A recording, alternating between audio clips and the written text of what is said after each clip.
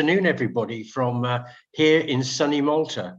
I'm taking a break from UK for the moment, and I'm talking to you from Malta. I'm delighted, obviously, to be here and excited to be here with you and share some of my thoughts and trends that will shape the workforce in 2022 and beyond. Do you know, we're halfway through the year now, and if anybody thought that 2022 would see the world return to some form of normalcy and perhaps a return for everyone to the workplace, well, we've been fooled and tricked, and that thought was misplaced, because 2022 is proving to be more volatile than expected, with new COVID variants on the rise, massive war for talent going on, and also, of course, the war in Ukraine, the high inflation that most countries are experiencing, certainly the UK is experiencing for the first time since the 1970s. So there's a lot of things which are creating a great deal of volatility in the environment. And in response, the workforce and workplace is being impacted by these forces, by a variety of trends, a great number of trends actually, but I'm only going to talk about 6 of them, because we've only got about 40 to 45 minutes today. And I've just picked them because I think they're quite interesting, and also think that we need to be talking about them and having a discussion and dialogue about them in our workplaces, in our businesses, in our companies, in our organizations. So here's how I'm going to do it.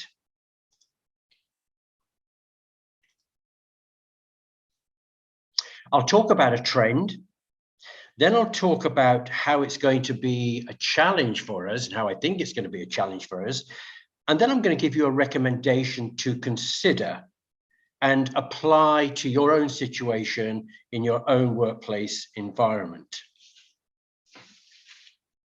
So let's start then. Trend number 1 is what I call the collapse of the hybrid hype.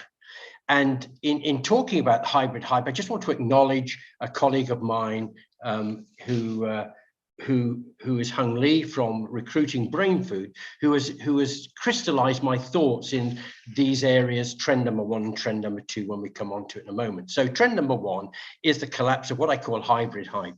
Now, remember, 12 months ago, everyone was talking about hybrid working. There was a sudden consensus within the workplace that it was going to be the way forward.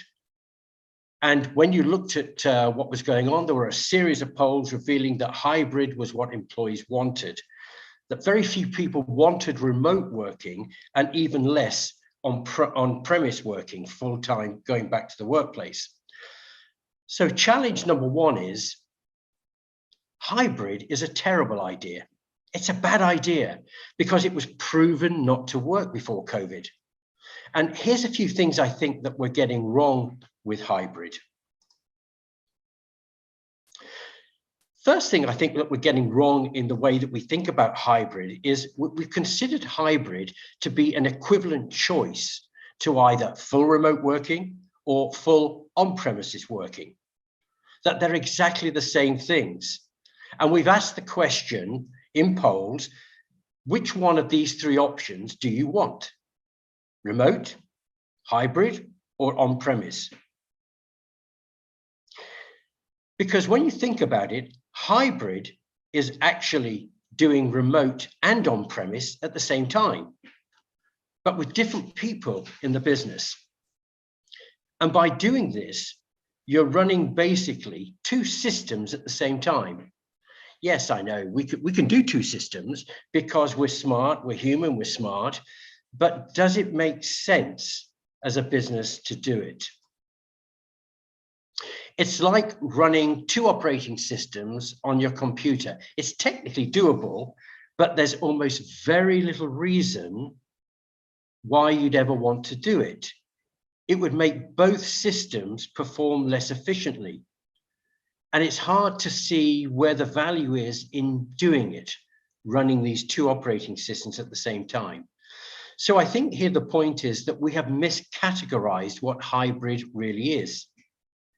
It is more than seeing it as a middle option, an easy option. Because what hybrid actually does is what I call, it increases the cultural overload within our business. The reason we're overloaded is because with hybrid, everyone is trying to figure out what the gaps are in information that we previously talk about in an on-premise environment. It increases that communication load. It increases the communication load because we're having to talk to people in two different settings. And that leads to increased reporting requirements to make sure that people have got it and understand the information and communication that we want to give out to our complete workforce. And that in turn leads to more meetings. So that communication load increases. And as we all know from our own experience, one of the many things that people always say about the workplace is that, communication could be improved. But with hybrid, here we are making communication more complex, overloading our already overloaded communication processes. So we get also, as part of that overload, an increase in what I call narrative divergence. I mean, it's that idea that we tell one person one thing and they pass that information to another person, and it's not quite the same as the information that was communicated. So we begin to get these different stories emerging from the communication that we're trying to give to our employees and within our workplace. And that becomes a problem, because people now begin to create their own meaning and understanding dependent on whether or not they heard something in a remote or on-premise environment. And there's another factor. We all know that it's not what's generally discussed in the meeting sometimes. It's the meeting after the meeting around the coffee machine that is important sometimes culturally. And the remote person who's working remote doesn't have access to that extra information as we gather around within the office, around the coffee machine, talking about what we've heard and creating and testing our understanding and checking that we really got the message that was communicated to us. And so that narrative divergence leads to confusion and lack of clarity and lack of focus. And in some cases takes people off in the wrong direction, because what they think they heard was not actually what the message really was. So management, in terms of this cultural overload, has got a huge amount of work to ensure everyone is aligned and working in the same direction. So my recommendation here in terms of trend one is that we have to commit. Now is the time to commit to a way, a method of working, and define what that way, a method of working is. Really define it. Either it's on premise or it's full remote. What does that look like? What does that mean for the workplace? What are our processes? What are our guidelines around that? Or, of course, it could be a very highly defined way of doing hybrid, not the sort of loose way that we consider hybrid to be right now, but making it very highly defined and specific in terms of what it means. In a sense, hybrid fixed. And this is what I would envisage, or could envisage, hybrid fixed being looking like. You do some set days in the office, everybody in the office, Tuesday, Wednesday, Thursday, and perhaps Monday and Friday, you do what you need to do. But the point here is that you're very specific about what you want the workforce to do. It's not a question of them choosing to come into work today, but not coming to work tomorrow. In order for the organization, the company, to move forward and keep clarity and focus, we do really need to see our employees in the workplace, and better that they all come into the workplace. So this idea of retaining the office, not giving it away, but having some set days in the office. You define the set days, and then remote can be allowed on other days to maintain flexibility in the way that we work. And when you think about this way of working, I think eventually that this will move towards the idea of evolve into a 4-day week. That's also quite an interesting idea. And I know that in Dubai, I was in Dubai, Abu Dhabi recently, and they've moved to a 4-day week. And there are other reasons why we might want to move to a 4-day week, which we can touch upon later. But I think eventually this idea will move, or the way of working will move into and evolve into a 4-day week. So that's trend number one. Trend number two, what I call the forces of push and pull for flexibility. There are two kinds of forces operating in the employment marketplace that I see today. I think this is the push force. Employees are moving away from full-time work. And this trend started before COVID, perhaps around 2017. Employers were looking for a way to have and introduce some form of alternative work process. Yes, they acknowledged they needed full-time workers and full-time employees, but they also began to recognize, dependent on the industry, that they wanted to think about the idea of a more flexible workforce and an idea of workforce on demand by having contractors, freelancers, making use of the gig workers in the gig economy that sprung up in 2017 and 18, where someone is not a full-time employee. And that would be a particularly good choice for any company who want or may want to move to a more on-demand solution to labor and services to give them some flexibility. Now, I think at the same time as the push force from the employers was working and it's operating in the marketplace, there's also a kind of pull force from employees now who want to move away from the idea of full-time working. And I think, COVID has began to help people began the process of people thinking about and revisiting what the idea of work is and where they want to work, particularly in the UK, where we had long periods of shutdown, where people were at home. A lot of people have begun to reassess what work means to them. And along with this idea of alternative work, people are beginning to say, well, I don't really want to go back to employment as a full-time employment. Let me see if I can explore some alternative method of working and earning a living. And so this move away from full-time work is a pull factor, which is operating in the marketplace.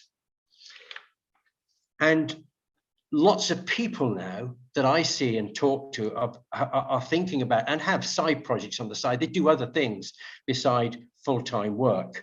Most popular being a lot of people using the internet will blog and work on an online business or set up an online business of some sort, offer freelance services to businesses, move into e-commerce. But the point here is they have more than one opportunity of earning money than just going to a full-time work situation.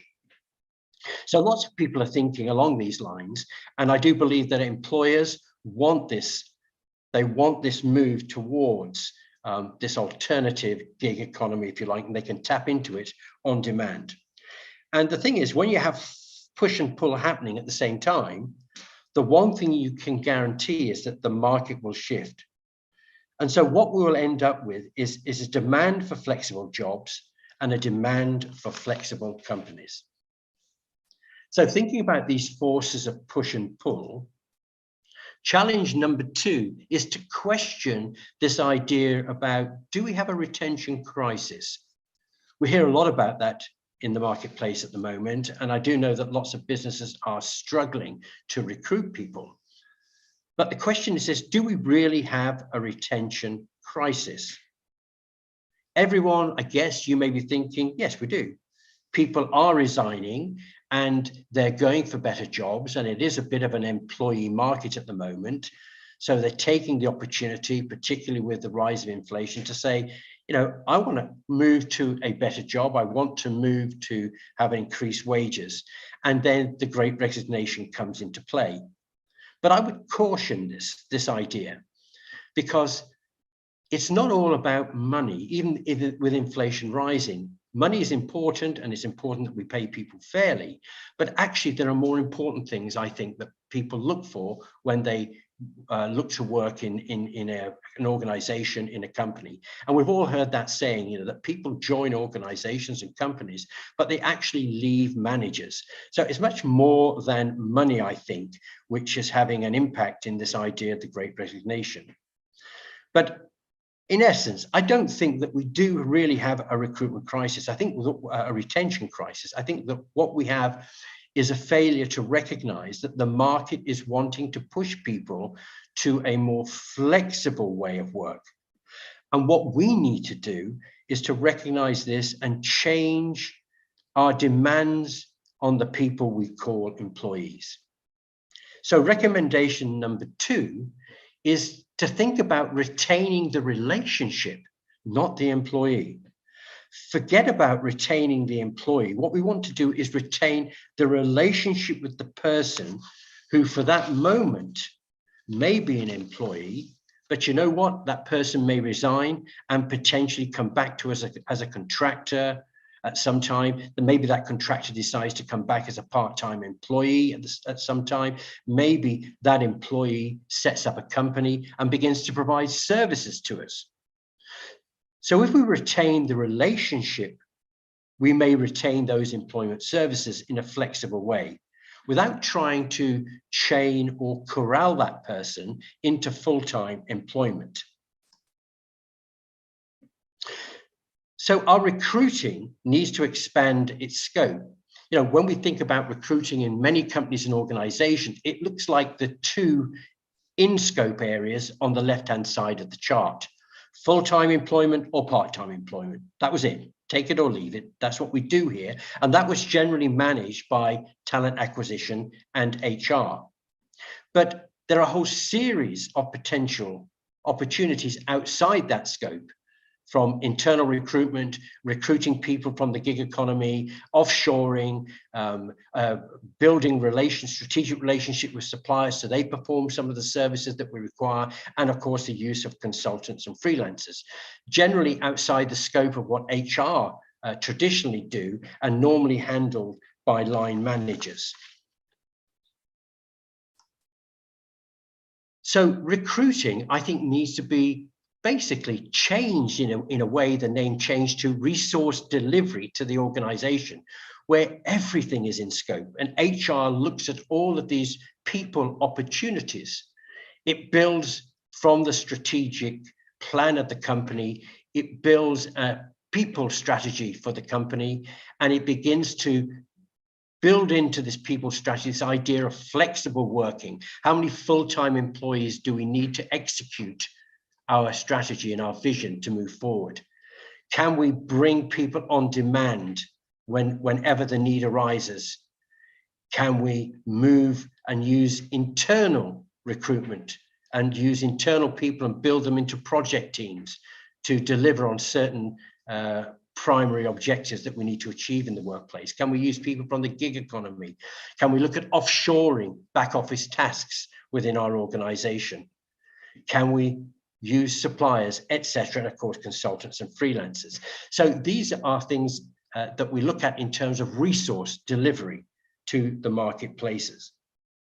And so HR's role in terms of retaining the relationship is about delivering resources to the business on demand and on time, using these variety of flexible ways of doing it, and perhaps other ways that we haven't even thought about or considered yet in that sense.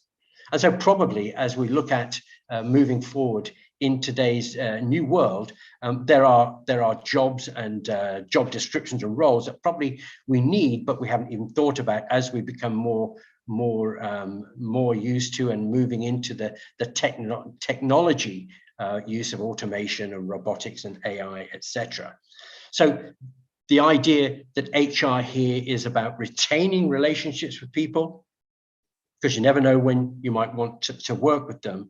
And at the same time, the idea of HR being a resource provider to the organization, an on-demand resource provider to the organization on demand and on time.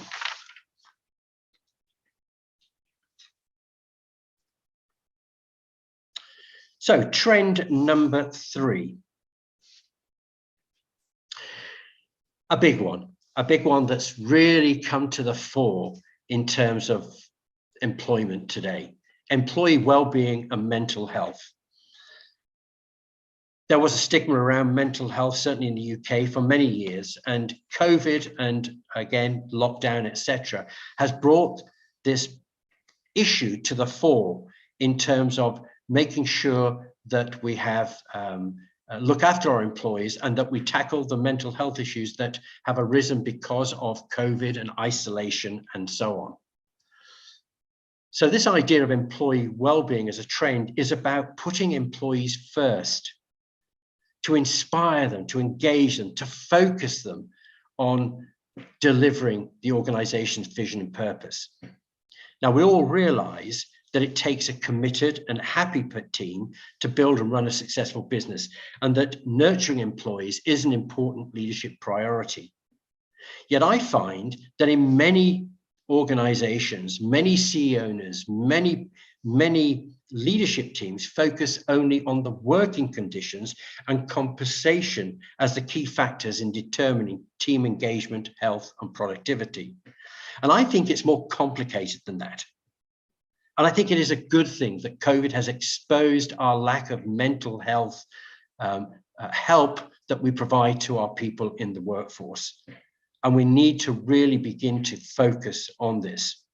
We should give a much more broader perspective on this aspect of employee support and well-being. We often overlook the need to focus on all dimensions of employee wellness. So challenge number 3 is that we need to have a broader perspective when we talk about employee wellness and mental health in the workplace. And when I mean a broader perspective, I'm talking about creating this culture of workplace flexibility again in the areas of mental health and well-being, encompassing all of these 7 factors. And if I just pick out a few factors, physical health is obviously something that we are well aware of, but one that perhaps doesn't get a lot of attention is the idea of financial strength and helping people with their financial well-being. With high inflation and costs rising in many countries in the world, this becomes an issue for people to be able to use their money in a way that keeps them healthy and well. The rise of food banks in UK is staggering. The gap between those people who have money and those less well off is growing. Inflation is only making this problem easier. And so I think that as a leadership team, as leaders within organizations, we do need to be aware that some people will experience financial hardships. And what are we doing to help them through that process? What are we helping them to manage their money and resources? Because without money, it becomes a great stressor in the workplace and will affect and have a massive impact on wellness and personal health. So financial strength is one area that I think we should broaden out to and be on the lookout for to help our people. I want to emphasize another aspect here in terms of social interactions. Everybody requires some level of positive human interaction with co-workers and others to be satisfied and productive in the workplace. And being at home, and I know this in my own example, being at home, stuck on my own in front of the computer for hours on end, I sometimes crave that interaction with someone else. And it's not the same working on Zoom. Yes, I could stack up meetings, back-to-back meetings in Zoom, but it was not the same form of interaction that I wanted. And so therefore it began at sometimes, some days to stress me out. I couldn't face another Zoom meeting. I had to have a break. I had to go and speak to somebody. And thank goodness now in UK, we're able to travel a bit, and I'm moving back to more face-to-face meetings because we all crave this human interaction with co-workers to be satisfied. And so that's something that we need to bear in mind, and goes back to the idea of, hybrid fixed, having set days for people working in the workplace, not only for the benefit of the organization, but also for the benefit of the wellness and mental health of the individuals that are working with us. I think perhaps I'd like just to focus on one other aspect, and this is the idea of purpose. This idea about using company values and purpose and aligning people to values and purpose to give a greater sense of meaning to people, and connecting the core values and connecting the core purpose of an organization to the everyday work that employees perform, all the way down the line. So we're all aligned and working and thinking and focusing in the same direction. This idea of purpose and well-meaning, I think, is sometimes underrated in high-performing teams and building high-performing teams. You know, people want meaning and purpose in their life. They want to contribute to something greater than themselves. And particularly when you look at the current makeup of the workforce, which is becoming more and more millennials within the workforce, and they seem to really get attracted towards the idea of a purpose-driven organization. And one other caveat I'd like to make here in terms of purpose is around core values. It is up to the leadership team to model those core values. People remember what you do, not what you say. So it is important to really build those important behaviors within the organization and then go out and model them and build culture in that way, a positive culture in that way. And so that in terms of purpose also has an impact on well-being within the workplace.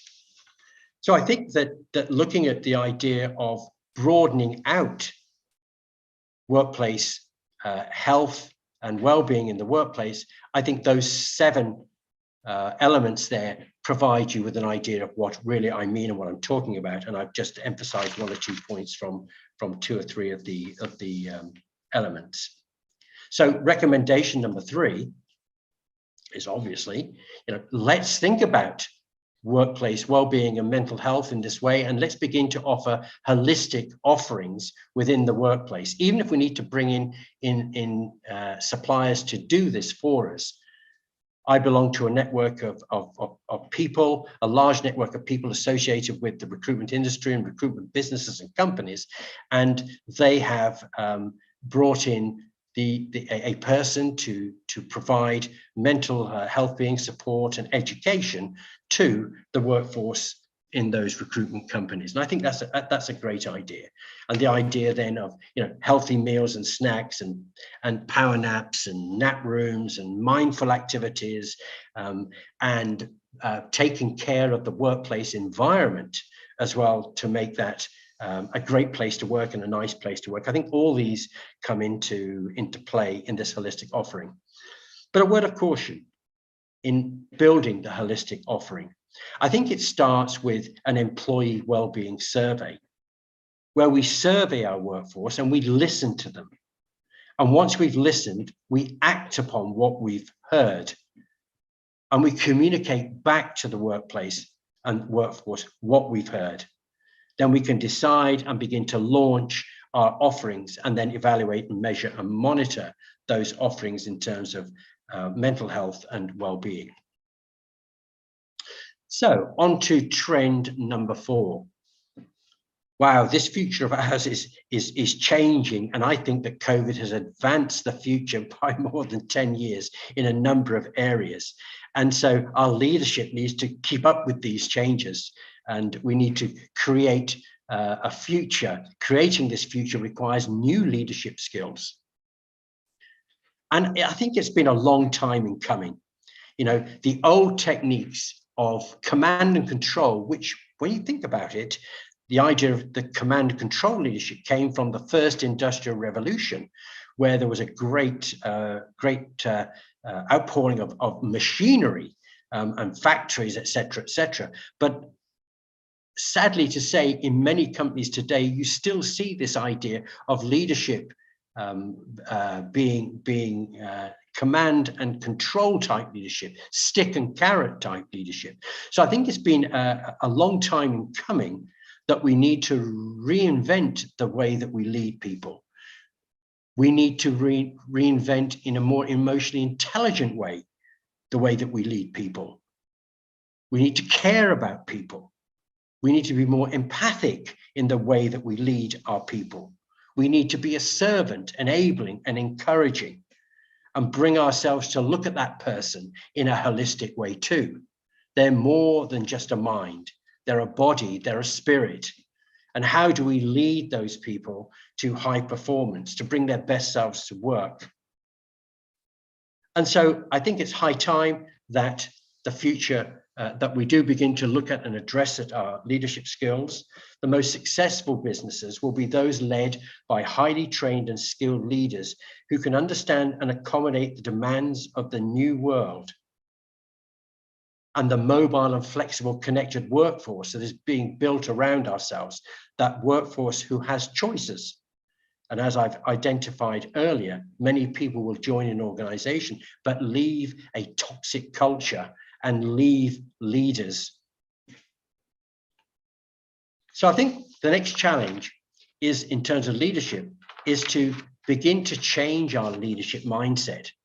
It starts with mindset. It starts with a paradigm shift. It starts with a recognition and awareness that we need to change our approach to leadership, each one of us individually and throughout the organization. So that's a mindset change.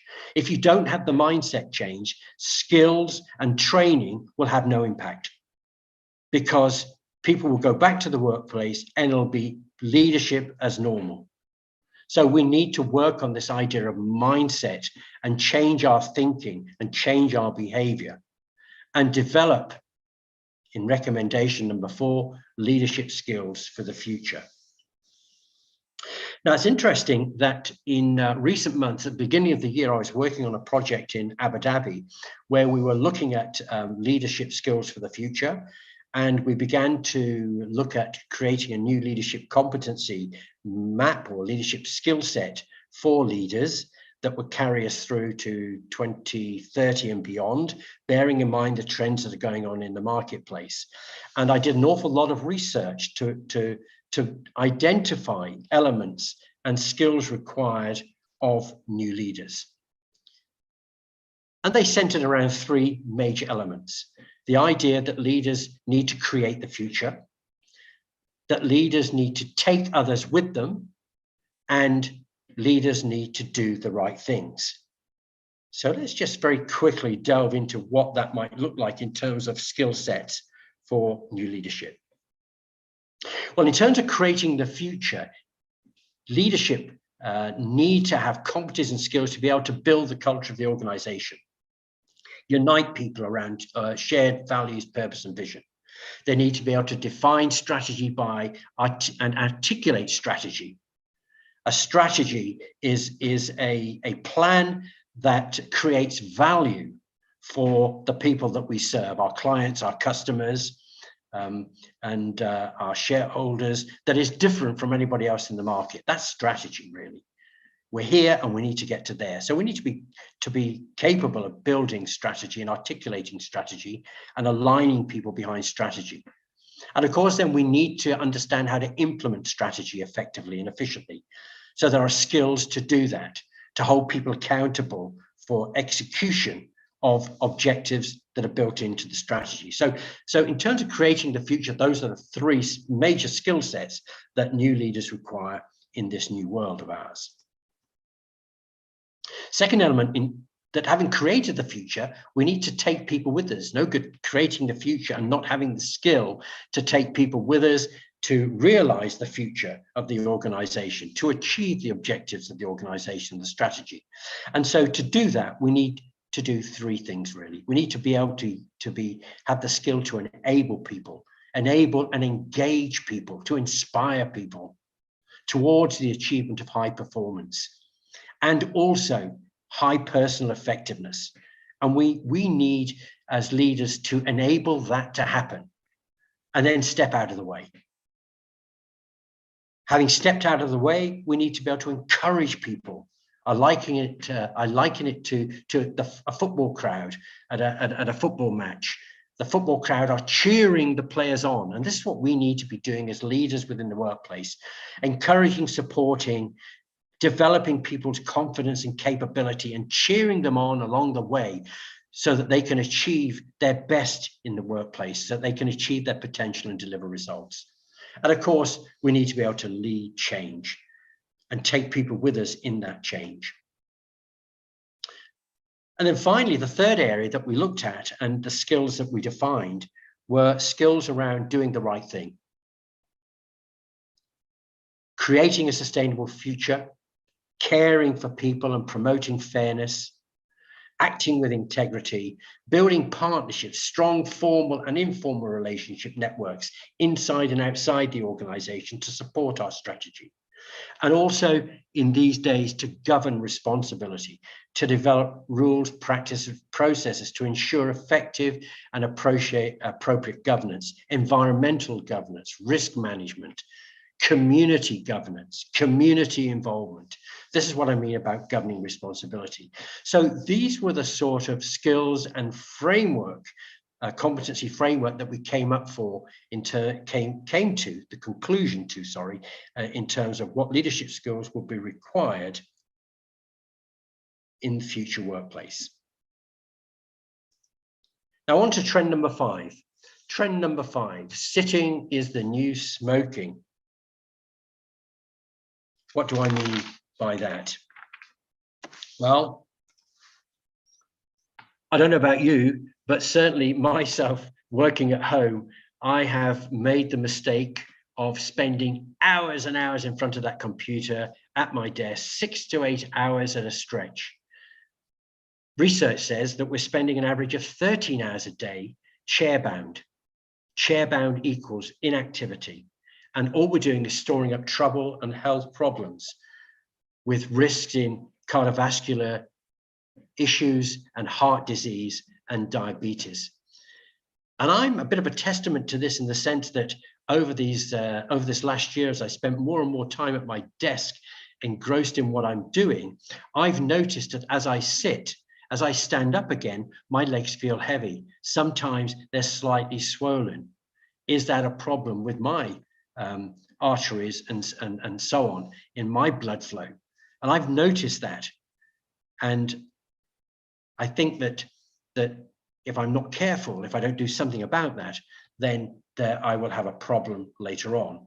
And so the challenge here for myself and everybody who's spending more and more time at their desk is to get moving. We need to be able to stop sitting and move around. And you know what? In the workplace, working in the workplace, there's also a sort of natural rhythm to getting moving, isn't it? I spend time at my desk, then I go and see someone, then I go to a meeting, then I go for a coffee, then I have lunchtime. There's a sort of getting moving as I move around the organization. But sat at home in my office, I found that I have not got moving at all. And so challenge number 5 is for all of us to get moving. The recommendation is we need new plans to support physical movement, particularly on the days that we're working remotely, to be able to encourage people, to remind people. I've started to use now a stand-up workstation. It's a flexible workstation. I can bring it down to the desk. I can move it up. I found that very useful, particularly for meetings, so I'm not sitting. So that's one way, a small way. Isometric balls also help to sit on, but we need to do much more than that. We need to support plans to support physical movement. We need regular screen breaks. We need to stretch. We need to get up and talk. We need to do something. We need to put an alarm on it if necessary. Every 55 minutes, the alarm sounds and I get up for 5 minutes and stretch or do some form of aerobic activity. Exercising and walking, going out for lunch, going outside at lunchtime will also help. And remembering diet, not snacking, as I had a tendency to do. It was a coffee break, so it was easy to snack at the same time as well, which is something I don't tend to do within the workplace. Yes, I understand that bringing in these new plans is going to be difficult to monitor them, but I think that there should be regular check-ins, at least only in terms of how you're getting on. But I think also there's one other aspect that we need to be a little bit more flexible on, and that is this idea of giving people who are working at home permission to be out of contact. That if we can't contact them, it's not that first thought of, oh, they're not really working, they're out doing something they want to do. Because it's that idea sometimes of I need to be seen, to be in contact all the time, that keeps you at your desk, just in case someone rings from work and they find me at my desk and I really am working, and they don't think that I'm out doing something else that I shouldn't be doing. And so a healthy team charter would be important in this respect, and education and awareness sessions. So recapping, we've talked about 5 challenges, 5 trends, 5 challenges, 5 recommendations. Those amongst you will have realized that, hang on a moment, didn't we talk about 6 trends? Yes, we did. And I'm going to talk about one last thing. I'm going to wrap up the 5 trends in what is a trend and what is not a trend. And this is idea of employee experience. Now, we're all used to the idea of customer experience and those moments of truth we have with customers, but what about employee experience? There's been a great employee experience awakening in the last year. 92% of organizations in a recent research paper I saw are going to focus on employee experience improvements over the next 3 years as one way of addressing turnover and engagement challenges. The pandemic has created this experience stress test, if you like, as we've tried to employ a range of actions, including restructuring, cutting pay, benefits, adopting flexible work as a model in response to the crisis. These actions have taken a toll on people. There have been declines in productivity, declines in mental health and well-being. And so we really need to wrap up all of these things in thinking about what are the employee moments of truth within our organization, particularly between ourselves and between leadership and our employees. And we need to really think about what it is like and what it should be like to work in our organization from the moment we begin to recruit someone, from the moment they leave us. So recruiting them, bringing them on board, having a great wow onboarding experience, having a great wow career management experience. All of those things need to be built into this idea of employee experience, and start to think and work on this idea of what employee experience should look like for working in our organization. And so that's my, if you like, 6th trend, just wrapping up and recapping all of the 5 trends into the idea of we need to pay attention to employee experience, and we need to build employee experience strategies into what we're doing into our workplace. So having said that, and I think I'm almost on time, I will take any questions that you may have on anything I've said. Thank you all for your interactions and your inquiries. We received some questions here, Mr. Weevil. Yep. There is a question is, what do you see as the chief role of HR in getting ahead of these trends? Yeah, I think yes, a lot of the things we've talked about are going to fall within that people HR area. And so how to get ahead of these trends, if you like, I see as the role of the chief HR officer or the chief people officer or whatever you've designated that person with the company. And I think that the way to get ahead of these trends is to think about employee experience, but also to think about building an employee value proposition that reflects what employees say that they want. It's almost an employee value proposition builds on the employee experience and is the promise that we give to our employees. These are the promises we give you if you come to work in our organization. And of course, where we're trying to attract the best talent, that becomes an important proposition to put out in the marketplace. And in a way, recruitment is becoming more about marketing, building that value proposition and marketing that proposition. So I see the chief role of HR and getting ahead of these trends is to really give some real thought to employee experience, building an employee brand proposition, and building a promise that provides a deeper connection, greater flexibility, holistic well-being offerings, opportunities to grow, a sense of purpose and belonging, and tackling all of the trends that we've talked about today. If you can do that, you begin to get ahead of the trends we've talked about. Good, good. So we have another question. It's regarding the communication load. Someone has asked, someone's mentioned using the social media, the WhatsApp has started like before the pandemic and increased. And did it increase the communication load? Like using the WhatsApp or Yes, the yes. Twitter? You know, in my view, I think yes. I think WhatsApp is great for collaborating, great for building communities, and other social media apps can do the same. So I think it's great for building community, building collaborative processes, etc. But actually for communicating messages on message. You know, when I look at execution in a company, I see the need to establish a rhythm of meetings that hold people accountable for doing what they say they're going to do, and for disseminating information, important information and decisions down to everybody within the workplace.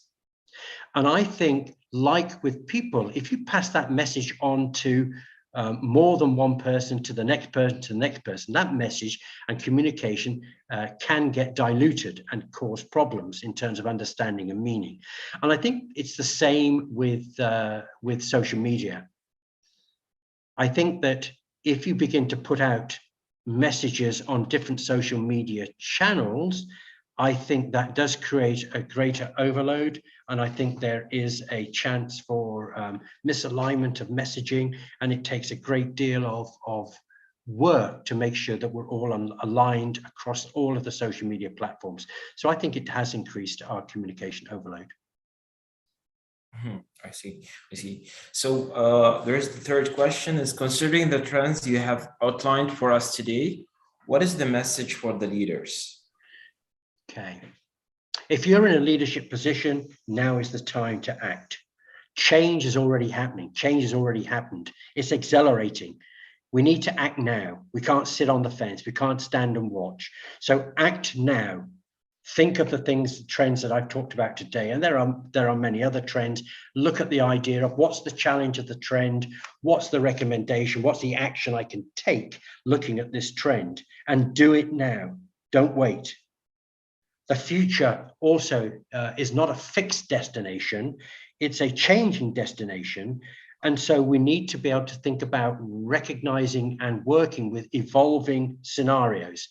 We need to be good as leaders at working with the idea of uncertainty and not a full amount of information. We need to work with the idea of multiple scenarios, scenario A, scenario B, scenario C. So that's also a message for leaders. Do some scenario planning. When you're doing scenario planning, here's another message: be radical. Be radical in what we're doing. Little step changes isn't going to cut it in the workplace of the future. Reinvention is needed. Think about what we're doing and think about how can we reinvent it to stay ahead of trends. Be radically better than we are now. Be radically improved version of ourselves. It's not just a small step. So think radically, and don't be afraid to think radically. Also, I would say, looking at technology, the influence of automation and artificial intelligence, I think as a leader, we do need to get ahead of what all that means to us. We need to look at this body of information, this body of knowledge around technology, appreciative AI, and digitalization, and have an understanding of it in order to make the best use of it in the workplace. And I say that because it's far too important to leave that stuff to IT. Yeah, they'll do it. They understand the technology. They know what they're doing. No, we need to understand it in order to make the workplace a better place to work in order to enable and encourage our people. And so those are the four things I would say that leaders need to do today, and that's my message to leaders. Act now, scenario plan, be radical in your thinking, and don't leave the technology and digitization aspects of our new trends to IT. Get involved and think about how best we can use that for the benefit of our employees and organizations. Nice. Talking about the same scope, a question we received is about the employees or the individuals who are facing lack of social interaction, let's say negativity in their environment. Like, how do they act? How do they react upon this of blackness? Like, what should they do? Okay, I think it's not a. I don't think it's a question of what they should do. I think the question is around what can we do to help them. Well, in terms of helping them, we move to this flexible way of working where we have 3 days in the office. So that social interaction increases in that way. When they're working remotely, that we have these ideas of check-ins, maybe a check-in in the morning, a quick 15-minute huddle in the morning, a quick 15-minute huddle at the end of the day, no more than 15 minutes, to see, what are we doing today? How have you got on today at the end of the day? What are we thinking about tomorrow? So we try to look at that experience and say, again, a bit like marketing, how many moments of truth can we build in to help them in their social interaction? But also, I think this idea of purpose and values and meaning and appealing to those sorts of things will also help in that social interaction. But at the end of the day, social interaction is, I need to go and I want to be around people. I want to feel a sense of belonging to people, and remote doesn't cut it in the way that I think us humans need to fulfill that need of interaction. So 3 days in the office, certainly if you want to go to flexible working, will help in that way. And a series of check-ins will also help improve social interaction. Well, we're going to wrap up with this. Many thanks and appreciation to our partner, Mr. Wiebel, for his valuable lectures. Dear brothers and sisters, we thank you all for your participation, interaction, and also we will send you the evaluation through link through the email. We already contacted you, and we will also notify you that the lecture is recorded and will be available to everyone through our platform BIPA Zone on the website of the Institute of Public Administration, www.bipa.gov.ph. I hope everyone have a pleasant weekend. We're about to head to the weekend, and inshallah we see you all in other webinar sessions. Thank you all, and thank you so much, Mr. Wiebel, for your lecture. That's it, and I hope you all have a nice day. Thank you all. Thank you very much, and good afternoon. Good afternoon.